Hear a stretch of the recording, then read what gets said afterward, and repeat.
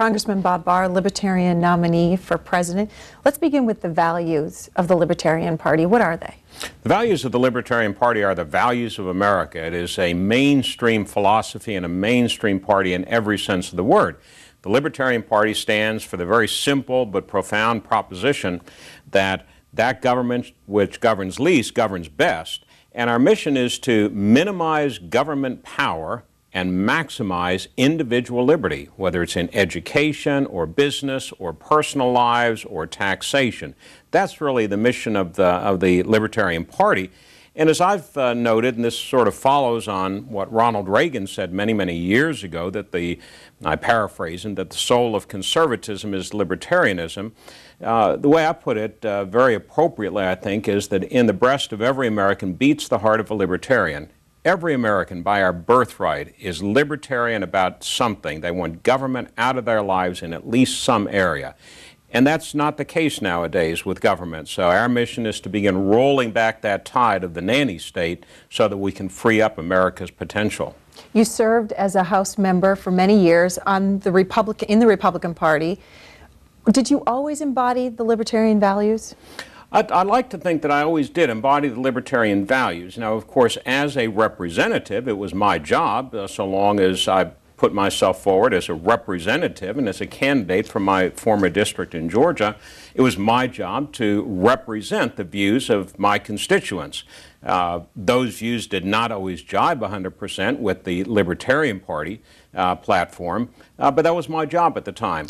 Moreover, the way government has grown exponentially in recent years, it's really caused me to take a much harder look at a number of areas, and I'm sure we'll get into some of them today, where I was willing in the past to allow government more leeway to involve itself, but I've now recognized that we cannot afford to do that. You say those values didn't necessarily jive with your constituents. Did they jive with you at the time? Very much so. I mean, I've always, I think it goes back to a book that I read when I was a sophomore in college called Atlas Shrugged, written by the 20th century philosopher Ayn Rand, which really embodies in many respects the libertarian philosophy of individual liberty, individual responsibility, and minimal government. In 2001, you sat down with this network for an interview, and you defined what being a conservative is, and you said you defined yourself as a conservative. Let's take a look at what you had to say. To me, a conservative is somebody in a political setting who looks at the mechanism and the power of government and says, what are the essential things the government has to do, and exercise the least power and take the least power from the people, as opposed to a liberal who looks at the mechanism of government and says, can we use that power of government to the maximum extent possible to effect the maximum change in society. Congressman Barr, does that define you today? Well, actually, it was surprisingly eloquent, and I happen to agree with that guy. It is pretty much my philosophy today. Whether one calls it sort of traditional conservatism or modern-day libertarianism, the philosophy is the same, recognizing that every time government takes a dollar from a taxpayer or a citizen, every time the government exercises an ounce of power, that's 1 ounce of power of individual freedom that the taxpayer, that the citizen has available to them. What is the difference then between a libertarian and a conservative? I think it's really a matter of degree, perhaps more than anything else.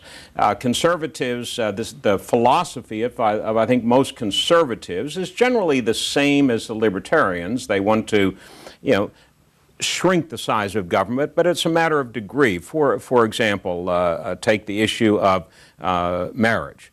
The Defense of Marriage Act, for example, which I authored back in 1996, basically says that each state should be free to set its own definition of marriage and can't be forced to accept the definition from another state that it disagrees with. This reflects the basic libertarian philosophy that these issues ought not to be decided by the federal government.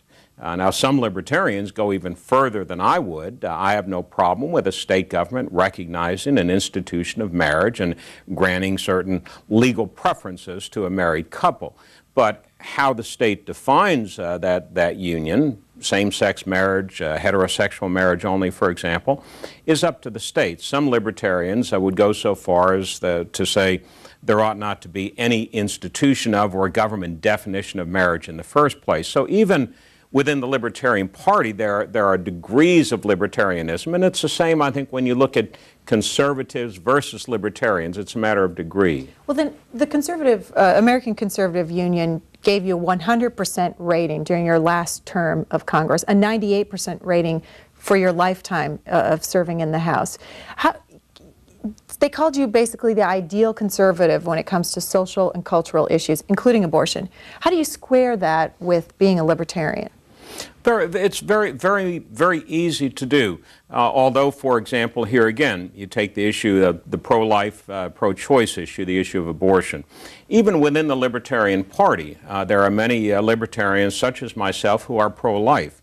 Now, whether libertarians look at that, as I do, as a fundamental issue of the taking of a life, the same as libertarians certainly believe that it is unlawful to, without justification, to take a life. Certainly there are, self-defense, for example.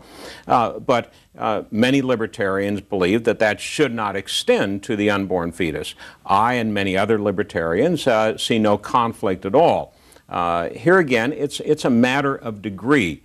I know that sometimes doesn't please the absolutists that we see in various sectors of the political spectrum, but I think it's a very real and a very logical one. Let's listen to some of those, what you call absolutists. During the May 2008 Denver Convention for the Libertarian Party, you won that after 6 ballots.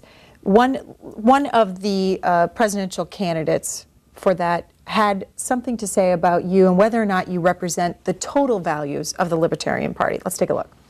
Well, my thought is simply that with a headliner at the top of the ticket that everybody already knows, you'd have an awful lot more opportunities to speak for liberty. Well, I used to think that too.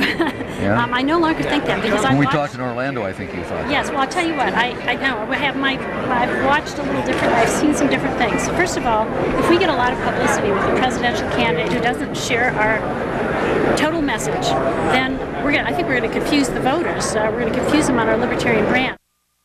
Bob Barr, are you going to confuse the voters, libertarian voters, on your brand, the libertarian brand? Not at all. While there's still in every party, when I was with the Republican Party, I and almost every Republican office holder certainly had their detractors within the party. Sometimes you think when you're in politics, hey, with friends like these, who needs enemies? Democrats the same way. I mean, there's constantly sniping and infighting within the Democrat Party, and there's nothing wrong with that as long as it is based on legitimately held beliefs and is a civil discourse. So within the Libertarian Party, there certainly is a wide variety of views, and that's good.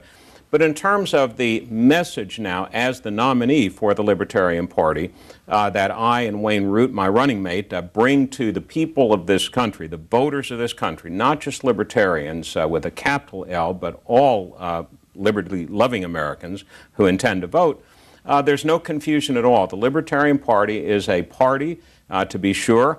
It's not a debating society, it's a political institution, and our message to the American people is a very simple yet very important one.